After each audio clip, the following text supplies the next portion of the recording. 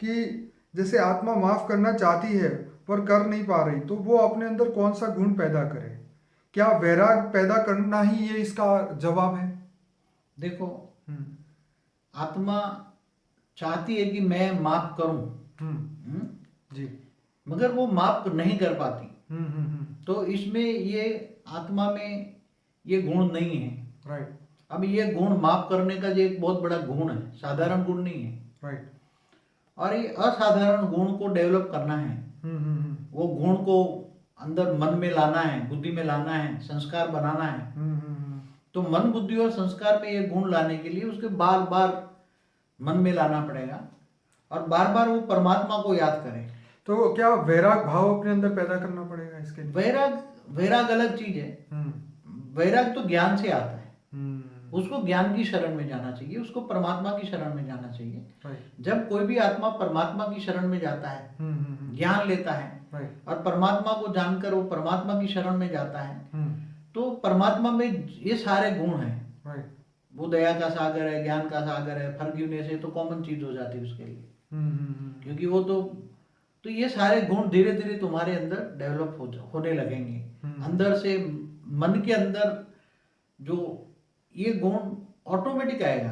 परमात्मा को चिंतन करो, परमात्मा को प्यार करो, परमात्मा को तो पहले जानो, तो परमात्मा के अंदर जो गुण है वो आते जाएंगे। तो ये फॉरगिवनेस का गुण आएगा और धीरे धीरे आएगा, एक साथ में नहीं आएगा।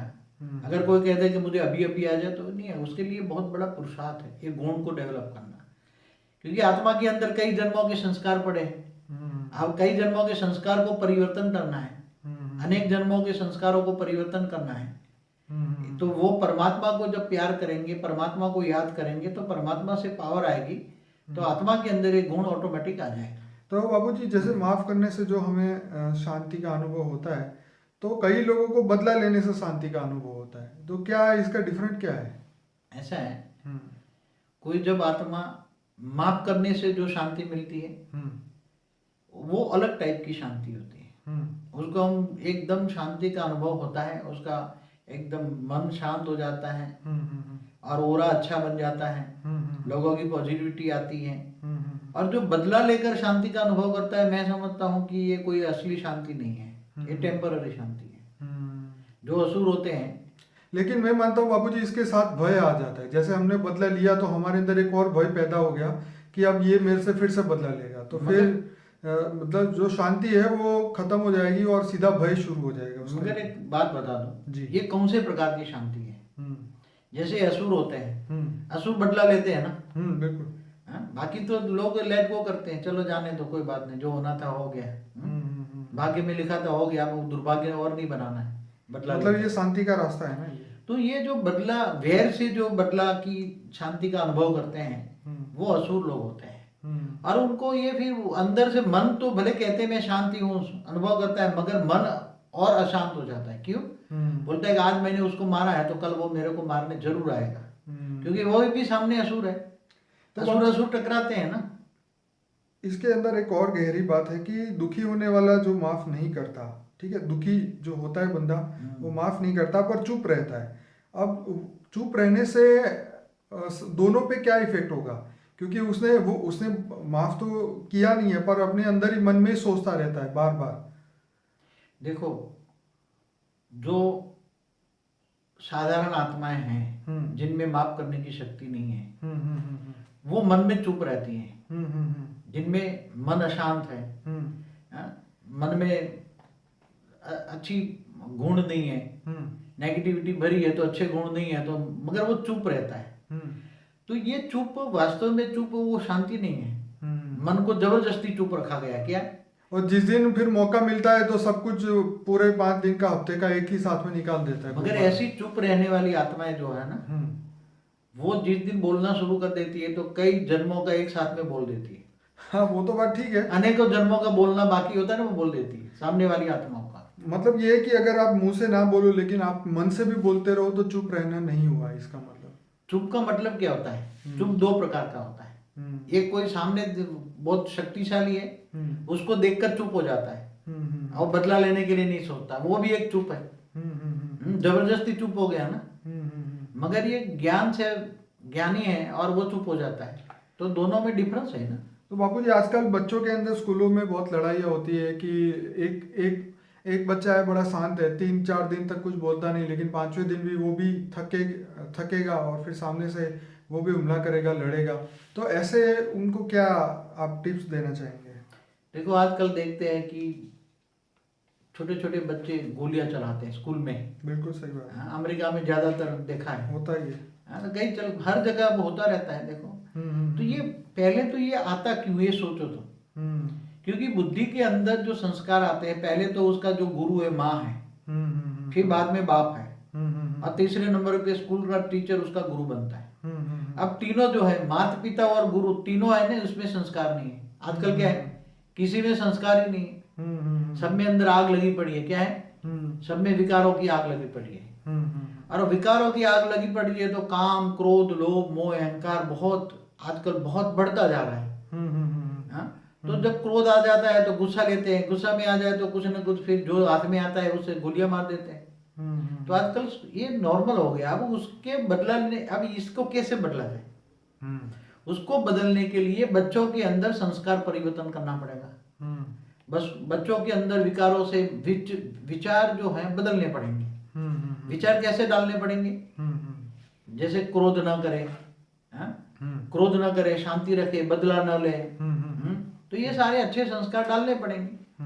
अब जब अच्छे संस्कार ही किसी में, सारे संसार में किसी के पास अच्छे संस्कार ही नहीं है, तो तुम दूसरों को क्या एक्सपेक्ट करोगे? अगर टिप्स देना है तो ये है कि जो आज बच्चों माँ बाप सुधरे, पहले माँ बाप सुधरे। पहले टिप्स माँ बाप के लिए है कि माँ बाप अच्छे संस्कार डेवलप करे, कि बदला नहीं लेना है, बदल के दिखाना है। अपने बच्चों को भी सिखाएं, खुद भी सीखे, और काम क्रोध लोभ मोह अहंकार पर विजय पाए, और ये समझे, ज्ञान ले कि ये इन आंखों से जो दिखता है सब विनाशी है, और ये विनाशी चीजों के पीछे मोह करना अच्छा नहीं है। इसकी बजाय परमात्मा को याद करो, ज्ञान मार्ग में चलो। सभी धर्म नाच जात से परे हो जाओ, सारे विश्व को एक कुटुंब समझो, एक परिवार समझो। आजकल तो धर्म के नाम पर अधर्म हो रहा है।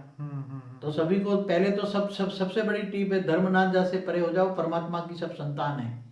सब परमात्मा की संतान समझो, परमात्मा के बच्चे समझो, तो तुम एक दूसरों को दुख दोगे तो परमात्मा को दुख ही नहीं होगा, क्योंकि वो परमात्मा की संतान है। तो सबको आत्मा समझो, सभी में आत्मा है, परमात्मा का अंश है, इसलिए किसी को दुख न दो। ये सबसे बड़ी कॉमन सेंस की बात है। बाबूजी, माफ करने से पहले और बाद में मन की और ओरा की क्या स्थिति होती है? देखो, मन जब किसी को माफ करता है, उससे पहले मन जब अशांत होता है, जब मन अशांत होता है तो ओरा भी तुम्हारा, ओरा के अंदर नेगेटिविटी आएगी। जब तुम नेगेटिव सोचते हो, मन अशांत है, मन को शांति नहीं है, तो कौन सा कलर आएगा? ब्लैक कलर आएगा, ओरा का ब्लैक कलर आएगा। मन अशांत है तो ब्लैक कलर आएगा ना।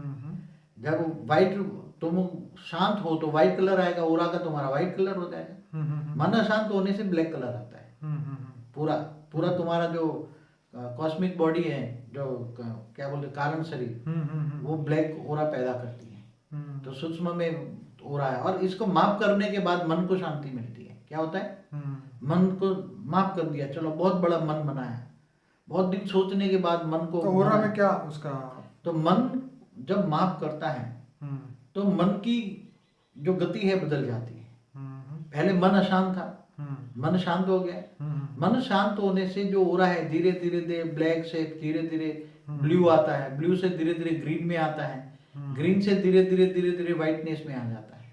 मन शांत होने से व्हाइट ओरा हो जाता है, और मन की शांति मिलती है उसके अंदर। बापूजी, आपने एक बार बताया था कि आत्मज्ञान और आत्म स्वरूप को प्राप्त करने के लिए उसको जो है माफ करना सीखना ही पड़ेगा, नहीं तो वो ऊपर के लेयर में नहीं जा पाएगा। मीन्स कि अपने अंदर जो अच्छी या बुरी जो मेमोरी पड़ी हुई है उसको ख़त्म करना पड़ेगा, तभी वो आत्मा जो है जब भी यहाँ से संसार से जब मुक्त होगी तब वो ऊपर के लेयर्स में जा पाएगी। देखो, किसी भी आत्मा को आत्मज्ञान है, परमात्मा ज्ञान है, और उसको ऊपर में जाना है, उसको परम धाम में जाना है, समझो उसके परमात्मा के पास जाना है, परम धाम जाना है। तो उसको ज्ञान है कि मुझे ये जन्म मरण से चक्र से छूटने के लिए मुझे कर्म से अतीत बनना पड़ेगा, जिसको कर्मातीत अवस्था कहते हैं। सारे विकर्म विनाश करने पड़ेंगे। अब जब सारे विकर्म विनाश करने हैं तो फिर जो उसके सामने जब जन्म मरण के चक्र से जो किए हुए जो विकर्म आएंगे, पाप आएंगे, तो वो उसको पता है कि मेरे सामने जो भी कर्म आए हैं, जो पाप मैंने किया है, वही मेरा कर्मों का हिसाब किताब सामने विकर्म के सामने आया है। तो वो ज्ञानी आत्मा है। ज्ञानी आत्मा है तो वो सब देख, मतलब मन को शांत रखेगा। चाहे कोई गोली मारने आ जाए, मगर वो मन को शांत रखकर पॉजिटिव ओरा क्रिएट करेगा, परमात्मा की याद में रहेगा, योगी बनेगा, तो उसको ओरा फैलते फैलते वो दूर बैठा है, उसको पॉजिटिव वाइब्रेशन फैलेगा। और जो गोली मारने वाला जो कर्म आया है उसके सामने, पाप आया है उसके सामने, वो उस सामने वाले का मन बदल जाएगा और वो आपको शरण में आके पैर छू के चला जाएगा। तो ऐसी योगी बनना पड़ेगा।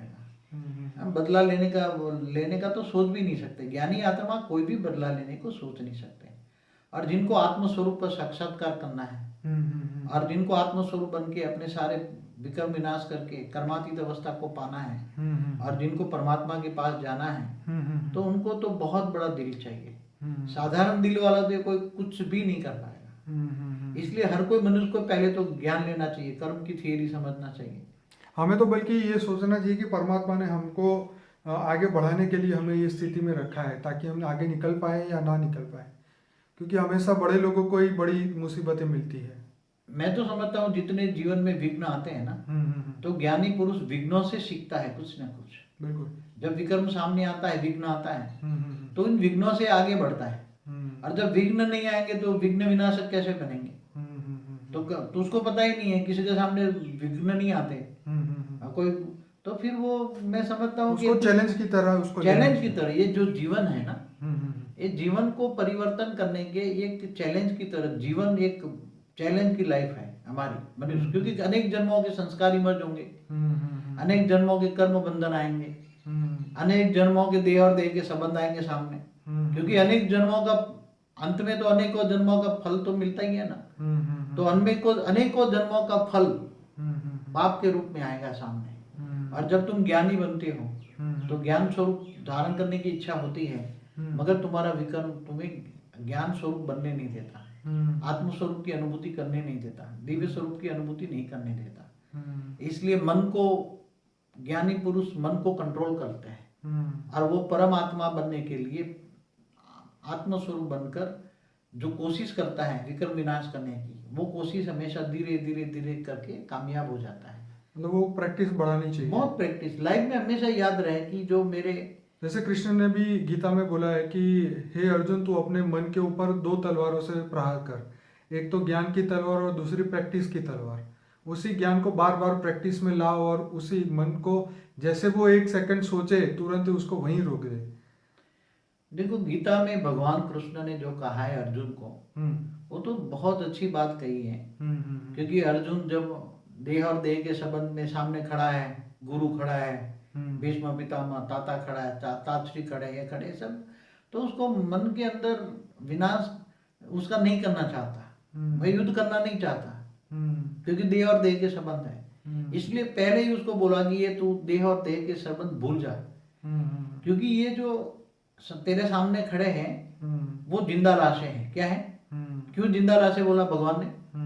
क्योंकि वो असत्य के साथ खड़े हैं, और जो असत्य के साथ खड़े हैं वो असत्य कर्म करने बराबर ही तुल्य है। इसलिए तो जो असत्य कर्म करते हैं, असत्य को साथ दे रहे हैं, असत्य को सहयोग दे रहे हैं, वो जिंदा लाशें माना जानवर तो अच्छा है ना, जानवर को तो ज्ञान नहीं है ना, तो जानवर से भी बदतर है ना, उसको क्या कहेंगे? तो भगवान ने क्या कहा? जिंदा लाश है तो उसको मार डाल।